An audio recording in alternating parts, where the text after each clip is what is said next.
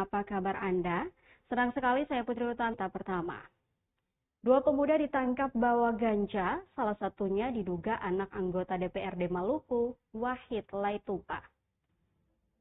Tim Ops 0 Subdit 3 Ditres Narkoba Polda Maluku berhasil menangkap dua pemuda, Sanjani Laitupa 19 tahun dan Ismail Potala alias Ilo 22 tahun, atas dugaan kepemilikan narkotika jenis ganja.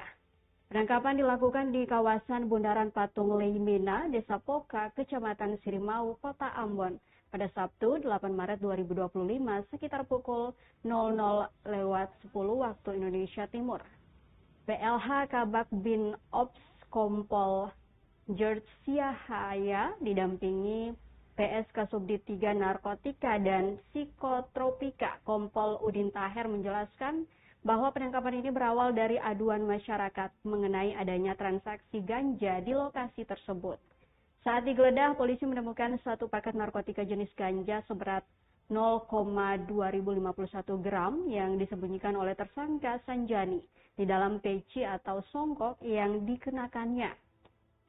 Dari pengakuan tersangka diketahui bahwa mereka membeli ganja tersebut di daerah itu. Kedua tersangka saat ini ditahan di ruang tahanan Ditres Narkoba Polda Maluku. Mereka ditahan berdasarkan laporan polisi nomor LPA-2-3-2025 Ditres Narkoba SPKT Polda Maluku tertanggal 8 Maret 2025. Ketika dikonfirmasi mengenai dugaan bahwa salah satu tersangka, Sanjani Laitupa, adalah anak dari anggota DPRD Provinsi Maluku Wahid Laitupa, Kompol Siahaya mengakui belum mengetahui hal tersebut. Sementara itu, anggota DPRD Wahid Laitupa yang dikonfirmasi terkait penangkapan pemuda yang diduga anaknya itu tidak memberikan tanggapan. Setelah ditimbang, dilapor, itu berapa? Makassar. Kemudian barang buktinya itu habis terpakai, teruji. Barang bukti itu habis teruji. Berarti dia kan di bawah SEMA. Di bawah SEMA. SEMA ini apa? SEMA. Surat edaran Mahkamah Agung nomor 4 tahun 2010. Itu menyatakan bahwa di bawah gramisasi ya, itu harus direhabilitasi. Begitu juga dengan Perpol juga kita. Ya. Itu juga direhabilitasi. Makanya kita sudah melakukan gelar penetapan tersangka, kemudian yang bersangkutan harus direhabilitasi. Tapi untuk sementara ini sekarang masih kita amankan. Masih diamankan di sini ya, Pak? Karena 6 hari ya. Kita amankan, kita bawa asesmen dulu, baru kita putusan asesmen, baru kita laksanakan rehabilitasi. Saat kedapatan barang bukti itu di tersangka yang mana nih, Pak? Di tersangka Laitupa. Ya. Sanjani Laitupa. Ini ada informasi Pak, Sanjani Laitupa ini anaknya Wahid Laitupa ya? Kamu tidak tahu? Oh, tidak tahu. Ya. Siapa? Konfirmasi aja siapa? Oke Pak. Untuk proses tindak lanjut ke depan nanti seperti apa untuk rehabilitasi? Kita bawa asesmen. Setelah asesmen baru kita rehabilitasi. Ya. Sementara asesmen di TNPAP di BNN. Sementara di asesmen ya. Oke.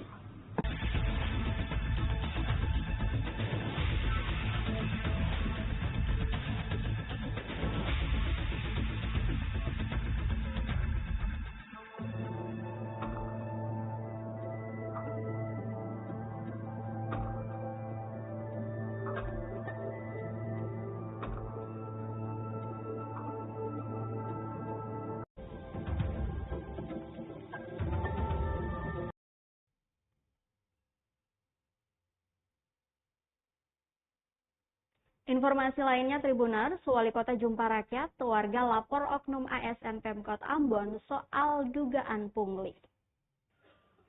Seorang warga Ambon mengaku keluarganya telah menjadi korban dugaan pungutan liar atau pungli oleh oknum aparatur sipil negara atau ASN pemerintah Kota Ambon.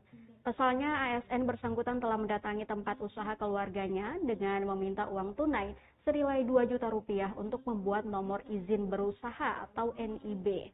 Padahal pembuatan NIB itu harusnya gratis tanpa pungutan biaya sepeser pun. Oknum ASN bersangkutan bahkan mengancam akan membawa Satpol PP untuk menertibkan warung usaha mie ayam milik keluarganya jika tidak membayar sejumlah uang tersebut. Menanggapi keluhan ini, Wali Kota Ambon Godewin Watimena langsung meminta jajarannya untuk melacak oknum ASN dimaksud. Watimena juga menegaskan akan memberikan sanksi, bahkan bisa dipecat dari ASN. Watimena bahkan meminta korban untuk lapor ke polisi atas dugaan pungli ini. Watimena mengaku dalam waktu dekat akan menghadirkan semua pihak untuk mengatasi masalah ini.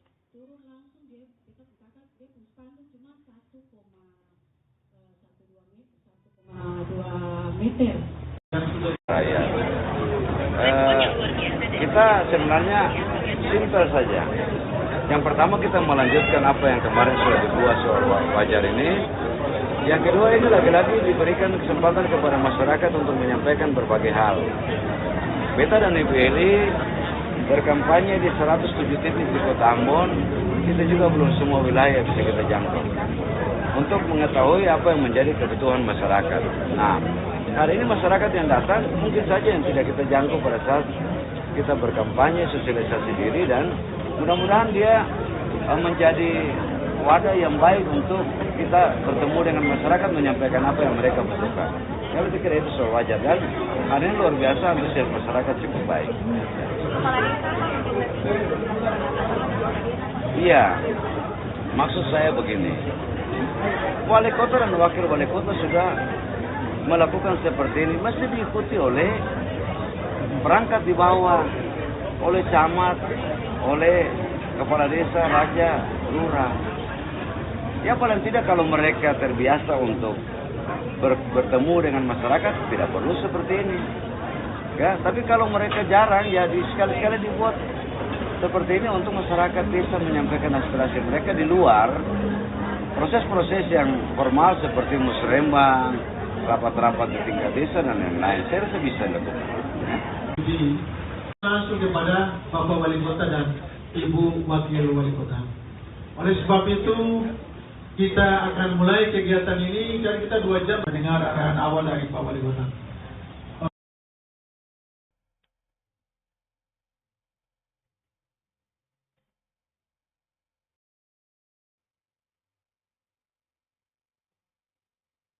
Kita ke Maluku Tenggara, Tribuners. Gerak cepat, PUPR Maluku mulai perbaiki jembatan penghubung Rumah Dian menuju Dian di Maluku Tenggara.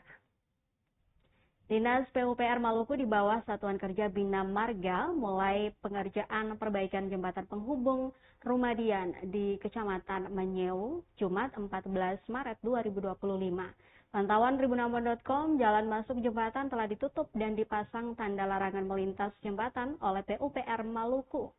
Sementara terlihat 10 pekerja memindahkan papan yang berfungsi sebagai lantai jembatan dari sisi yang ambruk arah Ohoy Rumadian ke arah Ohoy Dian Darat. Nampak satu pegawai dari Bina Marga PUPR Maluku mengawasi pekerjaan tersebut. Sementara Kadis PUPR Maluku Ismail Usemahu menghubungi tribunambon.com melalui sambungan telepon mengatakan proses perbaikan jembatan tengah digenjot.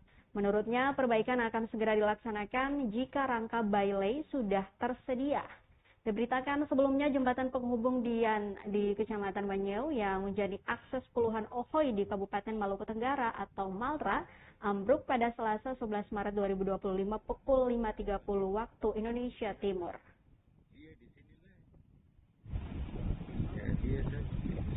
Di masa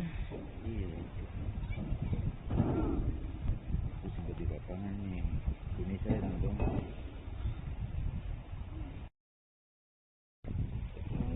ini saja yang saya begitu saja ada kan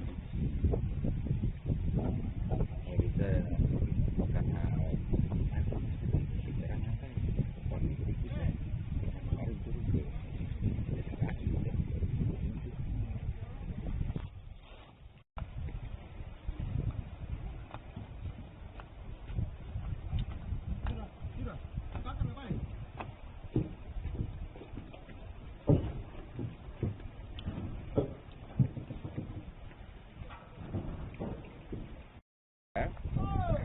untuk kasih keterangan yang nanti apa dari Kiri Sari dikurangkan di bawah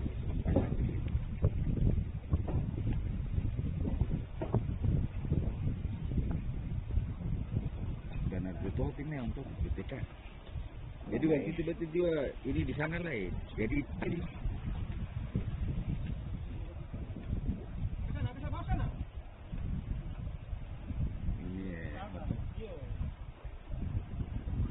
Koko Victor Egi. kemudian itu DPR. DPRD Maluku Tengah beri usul dirikan Dinas Damkar. DPRD Kabupaten Maluku Tengah atau Malteng beri atensi atas kekurangan fasilitas mobil pemadam kebakaran atau damkar yang dimiliki Pemda. Atensi tersebut disampaikan Ketua Komisi 1 DPRD Malteng, Rudi Lailosa, saat diwawancarai tribunambon.com Jumat 14 Maret 2025. Ketua DPD Partai Golkar Maluku Tengah itu bakal koordinasikan pembentukan Dinas Damkar dengan Bupati dan Sekda. Hal tersebut dilakukan lantaran saat ini Damkar masih menjadi salah satu bidang di bawah Organisasi Perangkat Daerah atau OPD Polisi Pamung Praja atau Satpol PP Malteng. Diakui masalah yang terjadi dengan pemadam kebakaran kalau dilihat dari fasilitas mobil pemadam saat ini, mobilnya sudah dari tahun 1980-an. Ia pun mencontohkan yang terjadi sekarang ini di Kota Ambon dan Kabupaten Seram Bagian Timur atau SBT, Dinas Pemadam Kebakaran sudah berdiri sendiri. Disampaikan jika belum berdiri sendiri, maka Damkar akan menghadapi kesulitan dari sisi anggaran. Walaupun tidak ada yang menginginkan terjadi kebakaran, seperti insiden kebakaran yang melanda PDAM beberapa waktu lalu. Intinya, sambung anggota Dewan itu, DPRD secara kelembagaan berada dalam hierarki pertanggungjawaban kepada masyarakat. Sebelumnya, Kabid Pemadam Kebakaran Malteng, Hayudin Wali mengaku, dulu pemadam kebakaran dinaungi oleh Badan Penanggulangan Bencana Daerah atau BPBD. Setelah itu pindah di bawah Dinas Lingkungan Hidup atau DLH, dan sekarang pindah di bawah naungan Satpol PP. Disampaikan rasanya tidak paten bila pengadaan fasilitas berupa mobil damkar namun belum berdiri sendiri. Kata Wali, tahun anggaran 2025, Damkar diberi porsi anggaran 80 juta rupiah. Sementara sekali reparasi bisa menghabiskan kurang dari 5 juta.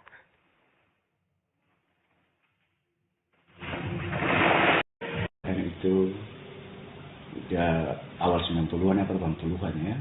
Itu berarti memang sudah tidak layak lagi. Ya. Tapi yang terjadi sekarang ini kan kalau di Kota Ambon SPT itu Dinas Pemadam Kebakaran udah sendiri ya.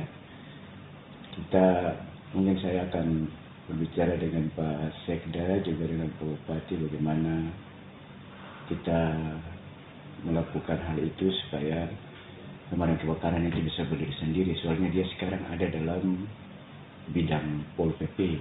Jadi memang agak sulit juga untuk budgetingnya dia, untuk hal-hal yang lain. Mengcover. Kita tidak menginginkan kebakaran itu terjadi. Tapi kalau seperti yang terjadi di PDAM atau di yang kemarin-kemarin itu memang agak sulit juga sih kalau armada seperti itu. Jadi intinya kita berada dalam piranti pertanggungjawaban kepada masyarakat dan kita juga berada dalam hal yang memang bisa menjawab apa yang menjadi keresahan dalam masyarakat terutama dalam tanda petik di Kota Masohi. Ya. Mungkin itu.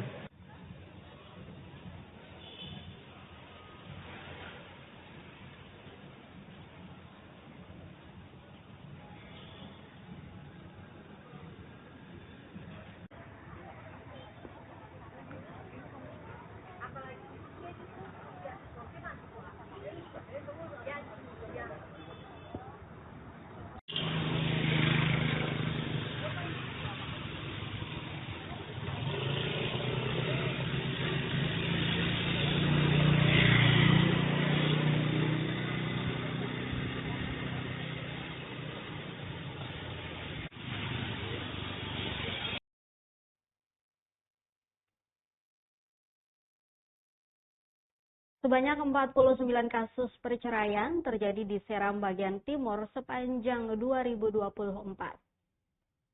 49 perkara gugatan perceraian terjadi di Kabupaten Seram bagian timur atau SBT sepanjang tahun 2024. Puluhan kasus perceraian itu berdasarkan data rekap tahunan dari Pengadilan Agama Dataran Hunimua. Panitera Pengadilan Agama Dataran Hunimua, Wanardi, kepada tribunabon.com menyebut, di tahun 2024 perkara yang ditangani sebanyak 49 kasus terdiri dari cerai gugat dan cerai talak. Dari perkara tersebut, 43 diantaranya telah dikabulkan, sedangkan 6 perkara lainnya dinyatakan gugur. Lebih lanjut dijelaskan, suatu perkara tidak dapat dikabulkan terjadi bila proses mediasi berjalan baik atau salah satu pihak tak menghadiri persidangan. Menurut dia, angka tersebut mengalami peningkatan dibandingkan tahun sebelumnya. Ia berharap angka perceraian itu bisa berkurang perlahan. Pasalnya kondisi itu secara tidak langsung menggambarkan kesejahteraan masyarakat di kabupaten bertajuk Itawotu Nusa.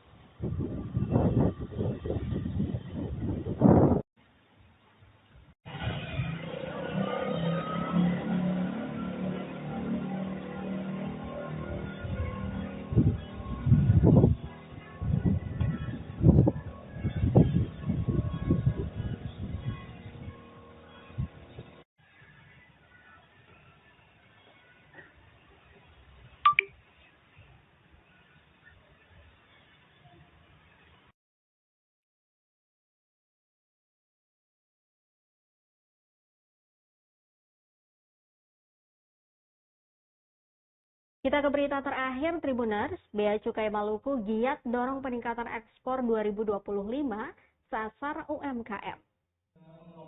Direktorat Jenderal Bea Cukai atau DJBC Kantor Wilayah Maluku menggelar sosialisasi bertajuk Level Up UMKM Maluku menembus pasar ekspor. Sosialisasi yang menghadirkan para pelaku UMKM hingga lembaga terkait itu berlangsung di Aula Kantor Wilayah DJBC Maluku, Jalan Benteng Kapaha, Uritetu, Sirimau, Ambon, Kamis 13 Maret 2025. Kepala Kantor Wilayah DJBC Maluku, Sodikin, kepada rekan media menekankan pentingnya ekspor bagi UMKM.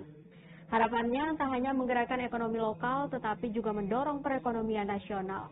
Hanya saja jadi tantangan besar bagi daerah kepulauan seperti di Maluku, mengingat konektivitas logistik.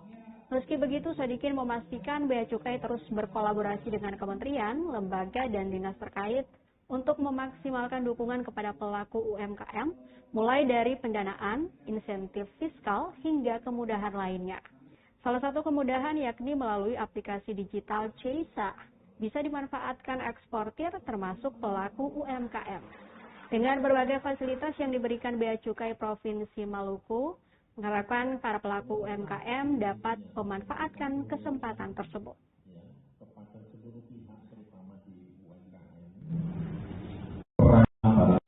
Kendalanya bagi pelaku UMKM yang pertama agak kesulitan untuk menembus pasar-pasar di luar itu berkaitan dengan konektivitas logistiknya.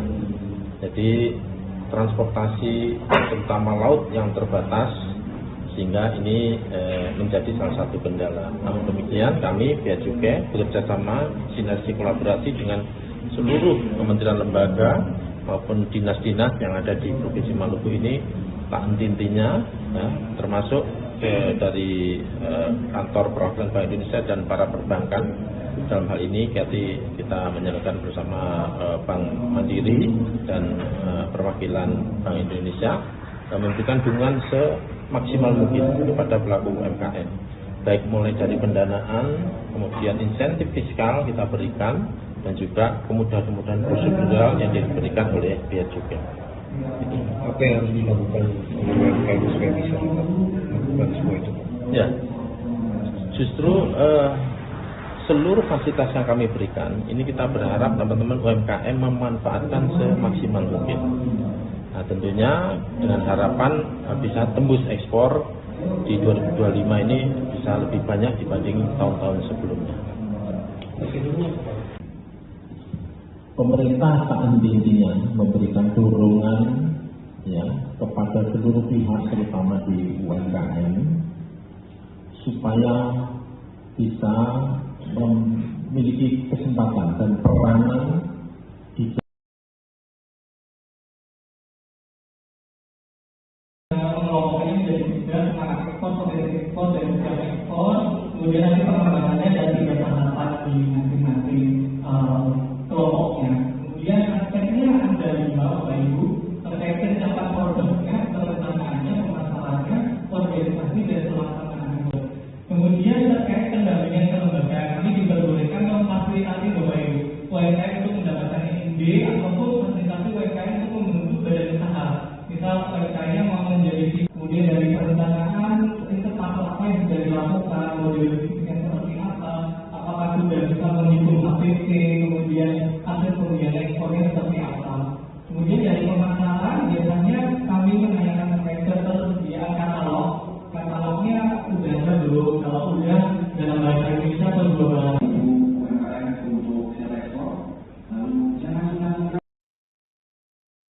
Tribuners, informasi tadi sekaligus mengakhiri perjumpaan kita di Ambon hari ini.